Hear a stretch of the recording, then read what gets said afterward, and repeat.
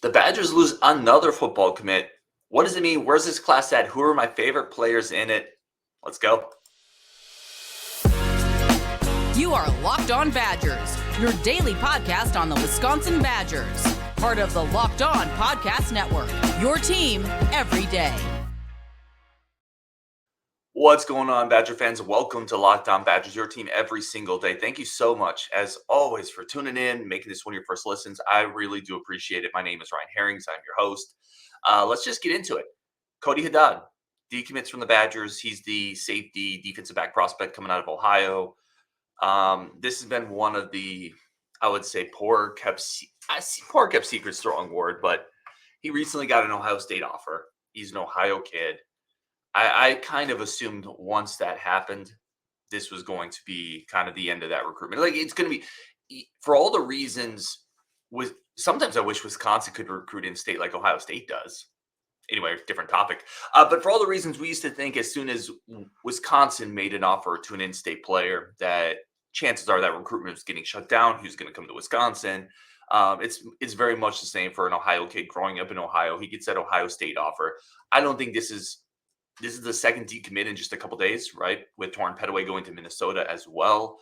So we do need some good recruiting news coming up. Like this class has taken a couple hits recently, but this is different than the Petaway decommitment. The Petaway decommitment kind of, I think, feels super weird, and it's a little frustrating because you don't expect to lose a Wisconsin player that you recruited, that you offered, that you wanted to Minnesota.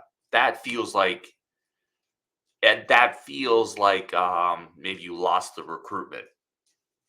If you lose an Ohio player to Ohio State, that doesn't feel like you lost the recruitment. That just feels like it's Ohio State. And Ohio State's going to do that to 99% of schools.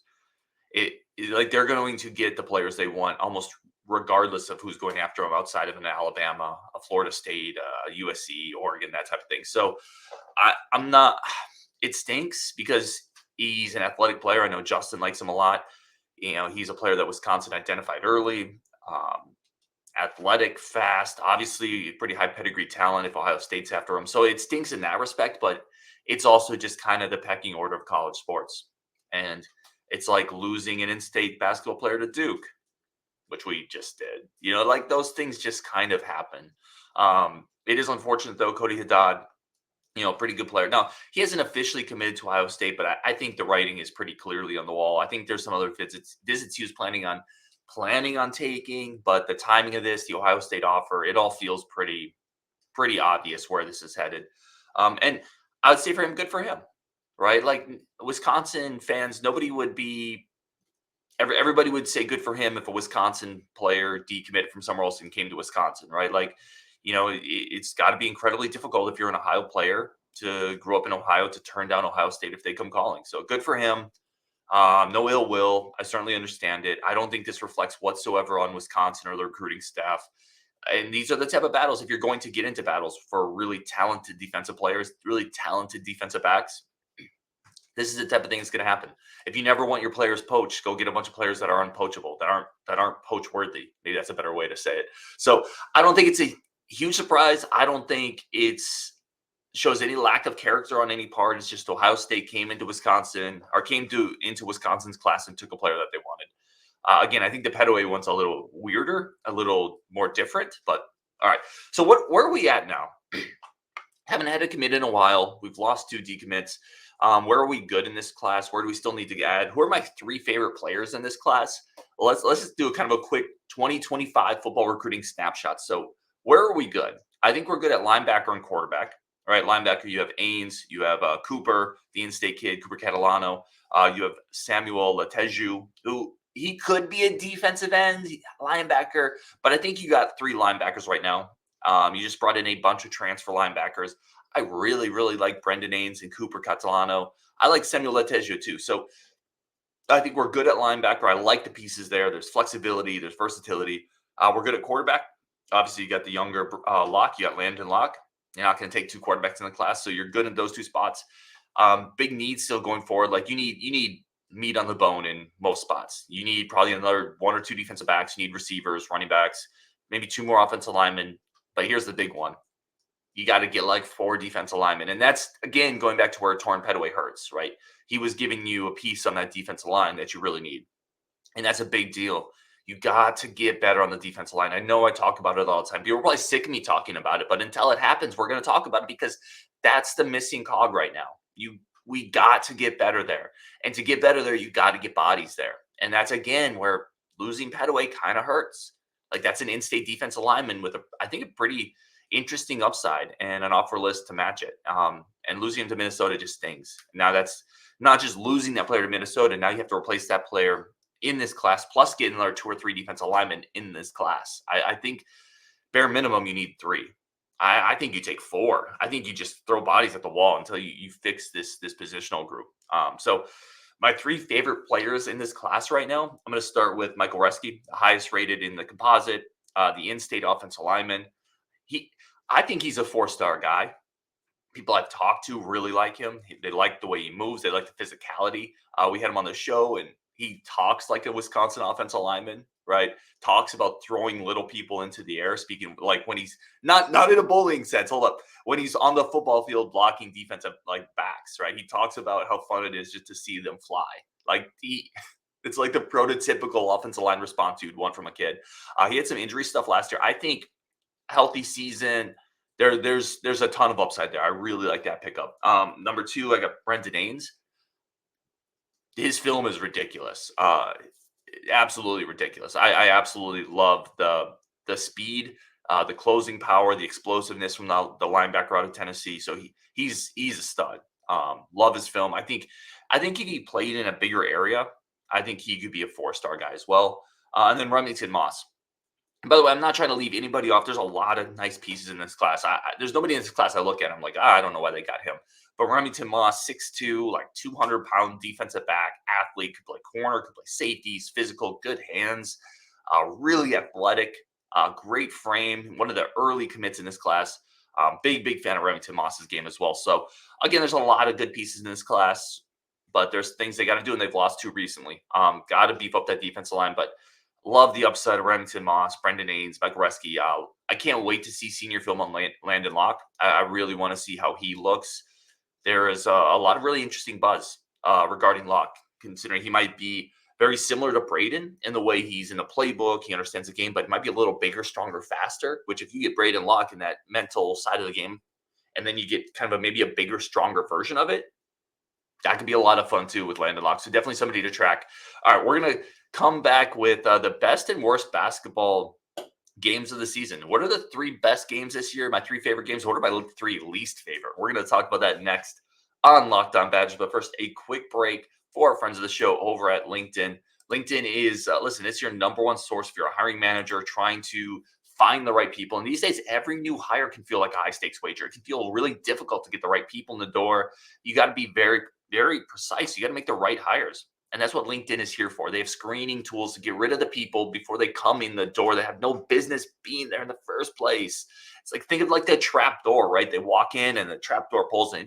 You never see them. They go to the pit of not this job, right? That's what LinkedIn's here to do. They get the right people in the door. They get rid of the wrong people. They help you find access to the biggest professional network in the world. And there is a reason small businesses continue to rate LinkedIn jobs number 1 in delivering quality hires versus leading competitors. It's something I use. It's something my company uses. LinkedIn is incredible if you need to find the right talent to complete your team. That's why right now there is a great offer. LinkedIn Jobs helps you find the qualified candidates you want to talk to faster. Post your job for free at linkedin.com/lockedoncollege. That's linkedin.com/lockedoncollege. Post your job for free. Terms and conditions apply. That is linkedin.com/lockedoncollege. Okay. Let's start recapping this season a little bit, the basketball season. And there's good moments and bad moments. Like, it was not all terrible. It certainly was not all great. I want to start with my 3. Should we start with the bad or the good? I'm going to start with the bad.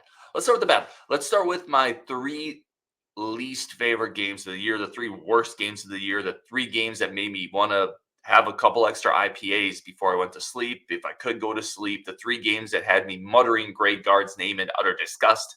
Number 3, getting murdered on the road by a bad Rutgers team. Inexcusable. First of all, I had money on that game too, so doggone it, Ryan. I also I also think I was going to have an interview after the game with a Badgers player, like talk about life on the road as a basketball athlete, but it was only going to happen if they won. So, whatever. They lost 78-56, non-competitive basically from the jump. And I know the rack can be a little hard place to play, but Rutgers is not that good of a team, and they just got dominated. That was a really poor performance and kind of during that slump, during that slide. Chucky Hepburn scored 2 points in that game. He shot like 4 times. It looked like he was disengaged. Klesman and Storr combined for like 6 of 25. Tyler Wall didn't play that well. Stephen Crowell only had 7. Um, it was just a super lackluster offensive game. They couldn't hit shots. It felt like Rutgers' length and their athleticism bothered them the entire game. Very blah, blah. Number 2, the Michigan loss. This should almost be number 1, if not for the magnitude of March. Just the way we went on in March. I'll get into that, but the Michigan game is one of the all-time regular season losses. One of the all-time bad ones, and I don't think that's hyperbole. They lost to one of the worst iterations of Michigan basketball, one of the worst iterations of a Big Ten team. It's Michigan. I don't think people realize how horrifically bad Michigan was down the stretch. Michigan won 8 games. They lost 14 of their last 15 games to end the year. I mean, just think about that. They lost 14 of their last 15 games to end the season. Guess who that one win came against? Yeah. Like that Michigan game, it was a 4-point loss, but Michigan was in the middle of their tailspin. It wasn't like at the start of it. It wasn't like Michigan was playing better then. Michigan was in the middle of their tailspin, a middle of losing 14 out of 15, and somehow they knocked off Wisconsin. Horrible game. Horrible game. One of the all-time bad regular season losses. There's just no excusing it. Yeah, Michigan would fire their coach. Wisconsin was the only. Wisconsin was. How about that? By the way, Juwan Howard's last regular season win is against Michigan. Realize last win at Michigan is against Wisconsin for a guy who punched Krabbenhoff, who's just a total jerk. Who we let him get his last win against Wisconsin. It's inexcusable. And then number 1 is obviously it's the James Madison game. It's the JMU game. Because of the magnitude of March. Listen, JMU is way better than Michigan, obviously. It's way more excusable to lose a game to JMU than to Michigan. But given the way they played and the way they weren't ready to play and the stakes and the fact that they've been coming off a good stretch in the Big Ten tournament, given all of that, losing to James Madison in the way they lost, a game they never led, a game that felt like for much of it, they were at arm's length away. For much of it, James Madison wanted it more. First round game in March. Just for all of those reasons, that game just means a ton more than there's no throwaway games in the Big Ten, but some games in the Big Ten regular season, it's just a whatever burger. There's no whatever burgers in March. So you lose that game the way you did. If they had lost a closer game, if it had been 77-74 and it was back and forth, then that's not the worst loss of the year. It would be the Michigan game. But losing by 10 in March as a 5 seed to a 12 seed, yeah, that's the worst loss of the year. Oh, that was gross. Well, let's get into good stuff. Here's my 3 favorite wins of the year. The first one is that Michigan State game, January 26th. This is right before the slide. Michigan State was a good team. They were starting to play better. And Wisconsin dominated. Wisconsin dominated that game. Led wire to wire. Won by about 15. What I got the score here? This was, I didn't write the score down, but they won by about 15. Maybe it was 20, somewhere in that range. They really went wire to wire against them and outplayed them in just about every facet. AJ Storr had a great game that day. Scored 28. That Wisconsin was 16-4 at that point. Right. This is the moment in the season where you're partying on the deck of the Titanic at night and you're like, this is incredible. This ship is unsinkable. This is unbelievable. I can't believe I got a ticket on this ride. And the iceberg is looming right off the bow, right in front of the ship. This Michigan State moment is that moment in the season where all the partiers are regaling themselves on the quarter deck of the Titanic, having an incredible time on the good ship Wisconsin. And after this game, Wisconsin basketball would hit that iceberg, and they would sink to the depths of the Atlantic Ocean. But that was a great game. Number 2 for me is Marquette. Marquette was one of the best teams in the country this year. They were one of the best teams in the country essentially all year. Had a good showing in March, and this was a game where Wisconsin kind of dominated them. Now, Marquette made a bit of a run in the second half. Wisconsin came out and really put them on their heels. They still won by like 11. They went basically the entire game keeping Marquette at arm's length. This was a great Max Klesmit game. He went 5 of 10 from 3, scored 21 points. Marquette shot like 26% from 3. The Badgers defense was pretty good. And it's always good to beat Marquette, right? That's one of the rivalry games, one of the best teams in the country, beating Shaka. Yeah, this was an awesome game. And this was a game that made you think, wow, this team could do something this year. If you stack a couple wins like this together, you beat Marquette, you beat a really good team that is good guard play, good big man, good athletic big man. That was a solid game from Crowell. Yeah, that was an awesome game. And then number 1 is obviously, much like the number 1 worst game was kind of obviously the JMU game. Number 1, obviously, best game that Purdue win in the Big Ten tournament. That's one of my all-time favorite regular season wins, is also hyperbole. That was one of the gutsiest wins I can remember in a long time. To beat that Purdue team, who was playing hard, to beat them when it felt like the whistle was tilted, to beat them when you had 3 players in the front court foul out. In overtime, you have Carter Gilmore defending Zach Edey. Like, get out of here. To beat them with, you get that regulation tying bucket by Chucky Hepburn right at the end. You get an incredible sequence at times from AJ Storr. You got the Chucky Hepburn masterclass. He was 9 of 12 in that game. Completely dominated that game. Best player in that game was Chucky Hepburn. It was great. It was great to see Zach Edey get beat. It was great to advance in the tournament. And in the moment, it felt like a potential switch in the season's trajectory, right? From, you had the early season greatness, the mid-season horribleness, and then it felt like maybe you switched the lanes a little bit in that Purdue game. So for all those reasons, that was easily, to me, the best game of the year. So there you have it, my 3 worst games.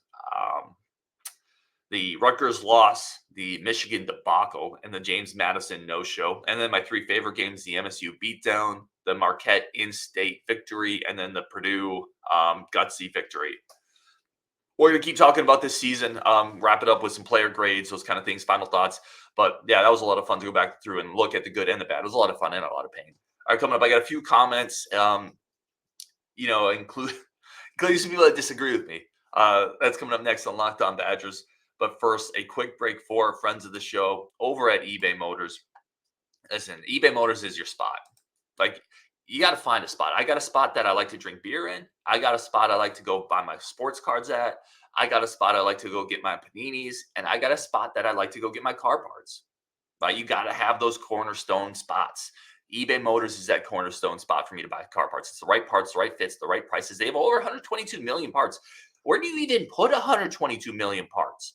I mean, that's incredible. That's insane. But eBay has done it. If you need anything for your car, exhaust parts, you need hubcaps, you need wheels, you need spark plugs, you need floor mats, you need whatever you might need for your car, go to eBay Motors.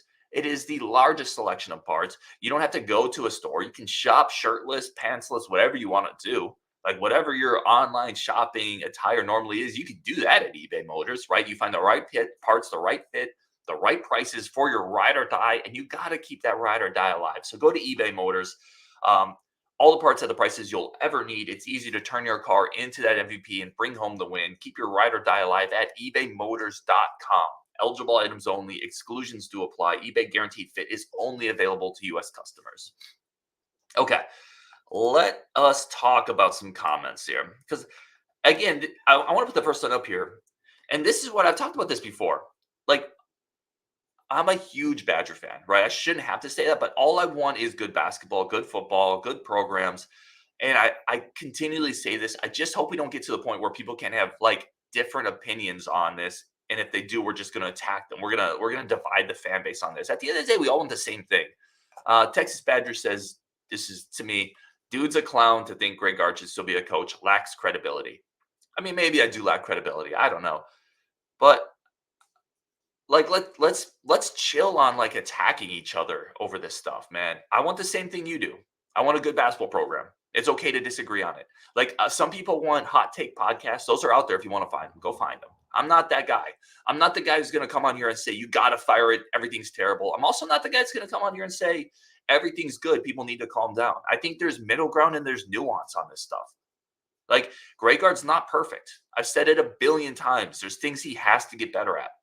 I also think Badger fans, and this is just my opinion, and this is where it's cool to disagree. Like you can disagree with people. It's cool. Like everybody can fan their own way and all perspectives. I'm not going to crush anybody if they think Greg Gard should get fired. I just disagree on some points, you know? I think Badger fans, I think the crux of my point is I think it could be way, way worse. And I think Badger fans gloss over how easy it is or how hard it is to get to March, how hard it is to finish in the top 4 or 5 in a conference, how hard it is to consistently win 20 games. You know, there's a lot of programs that would kind of kill for where the Badgers have been and where they were this year, literally this year. So I don't know. I just think we need to try to not like we need to try not kill each other over differences of opinion because ultimately we all want the same thing. We all have the same end goal. And if it means Greg Gard does get let go at some point and they hire a new coach, I'll be rooting like hell for the new guy. Because, I mean, we all want the same thing. This is from Mike. He said, Gard overperforms with what he has to work with all respect to both players. If Tyler could shoot and Crowd could dribble drive, we might still be playing. What Gard has done with no consistently dominant players is amazing. Don't think there's a coach available who could do better in the state. Yeah. So this is the one part where, again, I think there's nuance in a lot of this. He's also responsible for the roster. So if he has no dominant players, that's on Gard too, right? But I do think he consistently gets quite a bit out of what he has. But it's on him to get more, right? It's one of those things that's kind of a dual-edged comment when you say, and I said this the other day, and there's a comment in here about it too. I said, you know, Gard consistently wins 63-ish% of his games without dominant NBA talent. And somebody rightfully pointed out, well, it's his job to get dominant NBA talent. That's a fair point. It's a fair criticism. It's a fair perspective. This is from MM, which is Melvin. Melvin, he said, Ryan is Gard's biggest apologist. That's false. There are bigger ones out there. He asked how many NBA players are on the team to excuse his coaching. But if there are no great players on his team, that too is our generic Bo Ryan's fault. Yeah. So I've said that, though. Like, that's a thing. Like, I've said that. Recruiting is on him. Like, the Gus Yalda miss, that's on him. And it's a miss because he's gone in a year, right? That's a miss. The recruiting misses, the roster construction, ultimately, it's all on him.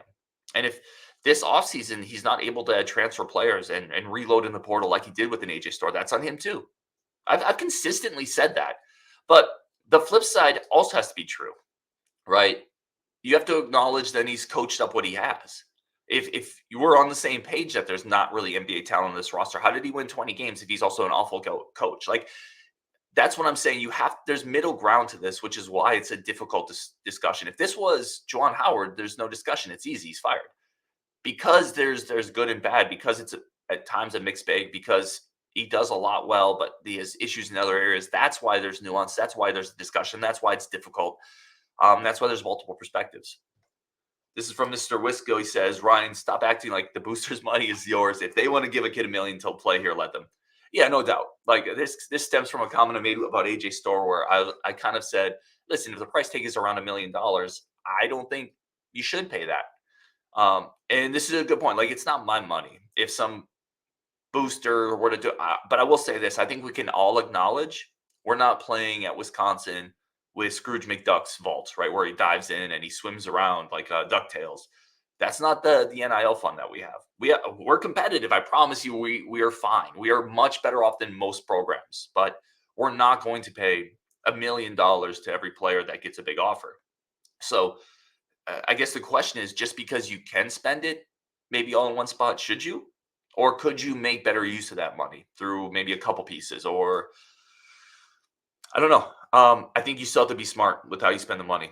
I promise you, Wisconsin could, if they really wanted to, they could afford it.